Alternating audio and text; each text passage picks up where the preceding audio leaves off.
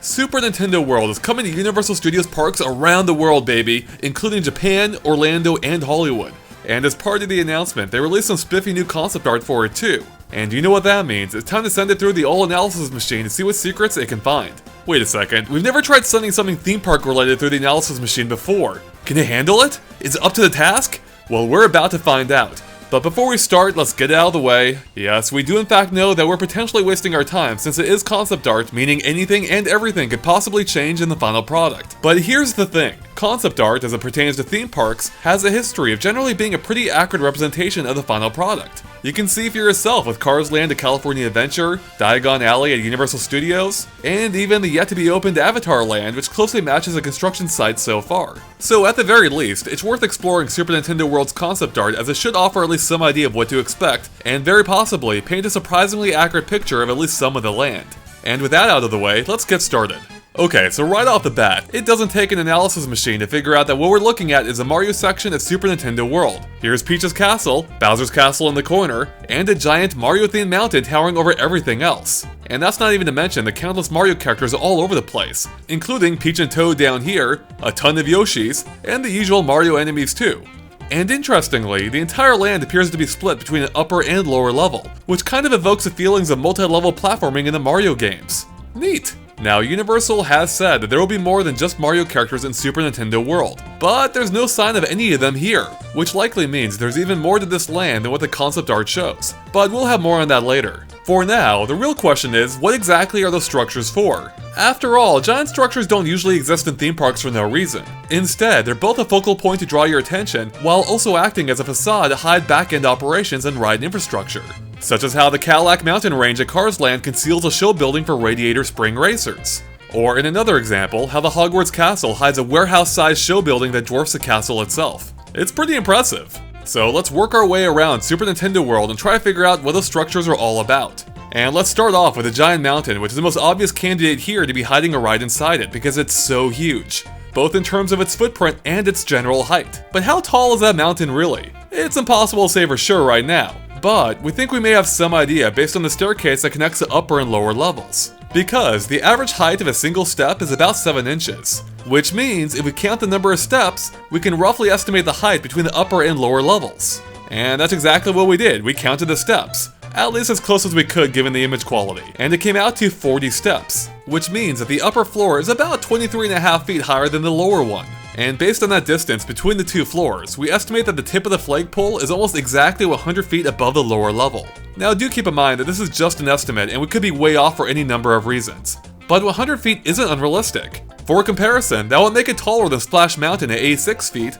In fact, it would just come up a little bit short compared to Grizzly Peak's 110 feet. So we're clearly dealing with a pretty big mountain. So what kind of ride could it hide inside it? Well, do you remember how we mentioned there were a bunch of Yoshis earlier? As it turns out, instead of being scattered all over the land, they're instead consolidated either on the mountain itself or very close nearby. Look, there's 3 in the mountain there, being green, blue, and white, and 3 more on the nearby bridge. Wait a second, are you telling me you can only see the red one there? Well, as it turns out, there's actually 2 versions of this concept art, with Mario and Luigi in slightly different positions, which reveals a second green Yoshi on the bridge. And if we go back to the first concept art, we can just barely see the foot of yet a third Yoshi behind Mario. And speaking of that bridge, the flags hanging off of it even have Yoshi eggs on them. So what we're getting at is, we have a feeling there may be a Yoshi-themed ride hiding inside that building, or should we say mountain. And that would match up with some early rumors we've heard of there being a Yoshi-themed ride in this land. And since riding Yoshi is kind of a big deal in the games, could it be possible you'll be riding one in this attraction? Or if not that, maybe you're being pulled by one, like in a carriage or something? In either case, it would make sense given the rainbow of Yoshis on display here, meaning everyone, or every group, could have their own unique Yoshi. Okay, now let's take a look at the mountain itself, as it might hint at even more about the attraction. Take its multi-leveled appearance for example, which again evokes the idea of a platformer. So could this attraction be based around the idea of Yoshi jumping place to place? Jumping is kind of one of those essential Mario elements, and riding Yoshi would be a great way of conveying that. Now at first, the entire mountain might seem somewhat generically Mario, with standard blocks and enemies strewn about. But as it turns out, it may be themed to one Mario game specifically, being Super Mario 3D World. The diamond pattern on the blocks give it away as they're ripped right from that game. And so too is a wavy texture used for the dirt-filled mountainside. So it's possible that the ride inside, again assuming there is one, will be based around elements from that game. which might include the enemies visible on display here as well, such as Thwomps, Koopa Troopas, and even stacked Goombas, all of which were present in Super Mario 3D World. Even the floating bricks are laid out in similar fashion, such as a group of 5 here, which is a setup also seen in Super Mario 3D World, with question blocks bookending a POW block surrounded by bricks. Heck, even the elongated question blocks are also from the 3D series. And those ramps near the flagpole? Yeah, you guessed it, 3D World.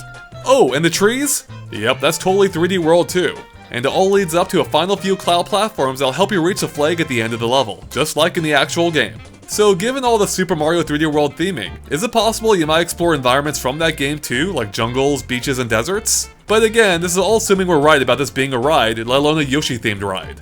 But whatever this mountain may be, we can see the yellow pipe at the base appears to serve as an entranceway into it. And speaking of ore pipes, we can see a few more strewn about for decoration, such as the green ones here and here, as well as what might be one more that we can only see in the second version of the concept art, being a brown one right next to Mario here. Finally, the mountain appears to have some extra depth to it with what appears to be an alcove here complete with a block inside of it. Even if it does look like this area and the mountain in general is mostly for decoration and off limits to guests, as there doesn't appear to be any paths suitable for guests on it. I mean, we can see a guardrail separates the mountain from the guest accessible path right next to it. Even the bridge here appears to be lacking guardrails, meaning it too is likely just a decoration. But then again, it is possible they took some liberties with the artwork and that there will in fact be guardrails there in the final version, making the bridge usable. Either way, we'll have more on the bridge in a little bit. For now, let's turn our attention to another big landmark being Princess Peach's castle, which we actually get a slightly more full look at in the second image here. Now at first, I thought this may have marked one of the entrances into the land, kind of like how Sleeping Beauty's castle at Disneyland is the entrance into Fantasyland. But I no longer believe that to be the case, because we can tell that the castle is actually facing inward toward the rest of Nintendo World based on the raised section here, which is a portion right above the castle entrance. So what this means is that the castle is unlikely to be an entrance, since we doubt you'd be entering Super Nintendo World through the back of Peach's castle. Instead, since it's facing inward, it's almost certainly some kind of attraction itself. But what kind of attraction? Well, we just may have some idea. Now, Peach's castle has obviously been seen in dozens of Mario games, sharing the same basic design as introduced 20 years ago in Super Mario 64. But that doesn't mean there haven't been some tweaks and upgrades to it over the years, as nearly every version of the castle is at least somewhat different in its own unique way. And the one here seems to be no different, featuring its own slight spin on that basic design. And yet, as it turns out, it may just be based on one specific castle a little bit more than the others. Specifically, Peach's castle from Mario Kart 8, sharing the same squat towers, and perhaps most importantly, the pink flags with star icons on them, which is something that can only be found on Mario Kart 8's castle.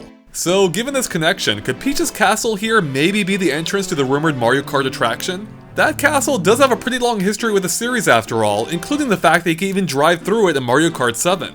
At any rate, it seems Peach's castle here will be a pretty impressive sight in person, having been built on the land's second floor, making it tower over the land's lower level. The stairs in front provide access, and the brick walls on either side should further emphasize the scale of this structure, a bit similar to how the castle walls at Disneyland begin before you even reach the castle itself. Now at the top of the stairs and directly in front of the castle itself appears to be a small courtyard with some nice landscaping. And we can't help but wonder the little area on the right here with Peach and Toad might be a character meet and greet spot. Now it seems that that staircase may not be the only way to Peach's castle, as we can see a walkway to the left that continues all the way to Bowser's castle. Huh, kidnapping has never been more convenient for Bowser. And speaking of that walkway, we notice there appears to be a passageway in the wall here just left of the castle. Where does that go? Could that be one of the entrances into Super Nintendo World? And speaking of potential entrances, let's mosey on over to Bowser's castle, which, similar to Peach's castle, also seems to be based on its appearance in Mario Kart. Although this one's a bit more of an amalgamation of the castles over the years, with the main inspiration being Bowser's head and open mouth being used as an entranceway into the castle itself. And like many of the castles, we can see banners at the side of Bowser's head as well, including being on pillars that appear to represent Bowser's limbs with claws at the bottom. So yeah, nothing terribly unusual, except that it doesn't quite match up with the castle as portrayed in Mario Kart 8. However, it does lift an element from that game too, being the Horn Tower directly above. Interesting. Now the real question is, what is Bowser's castle for? I mean, since it looks like you can head inside, could it be a ride? The only problem with that is it doesn't seem to match up with any of the rumored attractions or patents so far. Unless the rumored Mario Kart attraction goes here instead of at Peach's castle. But we kinda doubt that because Bowser's castle doesn't seem to be nearly the focal point that Peach's castle is. Instead, it's kinda shoved off into a corner and appears to be largely obscured by the mountain here. Plus, it's called Mario Kart and not Bowser Kart? Gosh. So could it instead be a less important attraction like maybe another character meet and greet with Bowser and the Koopalings? Who really knows? But we do have one more idea, and that's the fact that it may not be an actual building at all. Instead, maybe it's just a wall that acts like the official entrance into Super Nintendo World from elsewhere in Universal Studios. The fact that we can't see anything beyond that castle could indicate that that's the case. But then again, if it's a small building, or one that's lower than what we can see, we probably wouldn't expect to see anything behind it anyway. But interestingly, that wall does appear to line up with the back edge of the mountain, which could point to that being the boundary of Super Nintendo World, in which case might hint at Bowser's Castle being the gateway. But then again, it could just be the onstage boundary, with the attractions themselves continuing further backstage. Yeah, there's a lot of ways to read into this. Now, on a similar note, there appears to be a second entrance nearby just left of the main castle one, which just so happens to be along the same wall as the other entrance we noticed near Peach's castle, perhaps lending credence to the idea that all three are entrances into Super Nintendo World itself. It would make sense if that's a side that butts up against the rest of the park. But then again, why would you need two entrances so close to each other? There's a lot of questions here. Alright, so that covers it for the three main structures. But we're still not done, because let's take another look at the walkway that connects Bowser's Castle to Peach's Castle, as we can see the unmistakable thorns of a piranha creeper that appear to wrap around part of the walkway. It's a neat touch, as well as another connection to Super Mario 3D World. Also, while a lot of the decorations seem like they'll be in areas that are off limits, we can see a couple of question blocks here, as well as another on the staircase, that seem as if they'll be reachable. Could these possibly be interactive, inviting people to hit them from below? Next, we have the Toad House here, and our best guess is that it might be some kind of shop, you know, kind of like the Toad Houses from the actual games. Although this one might be a bit larger than it appears, because we're guessing that Mushroom Entrance is just a facade, with the store itself extending into the wall behind it. Alright, and that basically covers it for everything that we can see clearly. But what about everything that we can't see clearly? Like for instance, what exactly does that bridge connect to? Well, if we zoom in here, we can see what might be some kind of Aztec temple, or perhaps a pyramid of some kind. Now in our discussion, we theorized that this might be the rumored Donkey Kong minecart attraction. But in looking at it even closer, I'm not so sure anymore. For one, pyramids are no stranger to Mario games. Secondly, do you see that weird statue right there? We had no idea what that was at first. Until, that is, we noticed a similar object in the second version of the concept art, just right of Luigi. It looks like a stone cactus or a Poke enemy. In fact, it reminded us of the stone cactus found in Paper Mario 64. And sure enough, the object next to the pyramid seems to be the exact same thing. So that seems to be yet another connection to Mario. And that's not all, because do you see that purple thing right there on top of a blue circle? What if I told you we know exactly what that is? It's a Contour enemy from Super Mario 3D World. You can see how the spikes on the shell match up perfectly between both images. Now, one of the places that Contours could be found was in desert levels, which themselves had very similar looking pyramids or temples in the background as the one here. Huh! It's looking like Mario's desert theme may be making an appearance here too, and perhaps in a major way. Now here's something a little curious. Just below that contour is some weird red thing. What is that? Well, in the second image, we actually get a better look at it and what it is. It's a red block, and it's joined by a green one too, matching Mario and Luigi here. But don't they seem a little out of place next to that temple pyramid thing? Then again, this is a Mario land, and pretty much anything can fly there, both literally and figuratively. Anyways, to move on, let's look past the bridge, because we can see some kind of tropical fauna below. Could that possibly be hinting at something beyond Mario? Like the rumored Donkey Kong minecart ride maybe? You know, because Donkey Kong also has tropical environments? To be real, probably not, since Mario's also featured tropical stuff too, but I figured we'd point it out just in case. Finally, in the second version of the concept art, we can see what appears to be a rock in the background behind Mario and Luigi. Now, there's nothing too remarkable about it besides the fact that it's a rock, which isn't really saying much, except for one thing, which we might be looking way too deep into. But if we look closely, we can almost make out the M graffiti mark from Mario's Sunshine. Again, that probably isn't actually the case, but I just want to point it out to you to cover all of our bases. And speaking of covering our bases, there's one major issue we noticed. Because from what we've seen so far, the only way to reach the lower level is via the staircases, which is kind of a big problem if you're in a wheelchair. So there has to be another way down there, either via a ramp or an elevator somewhere else in the land.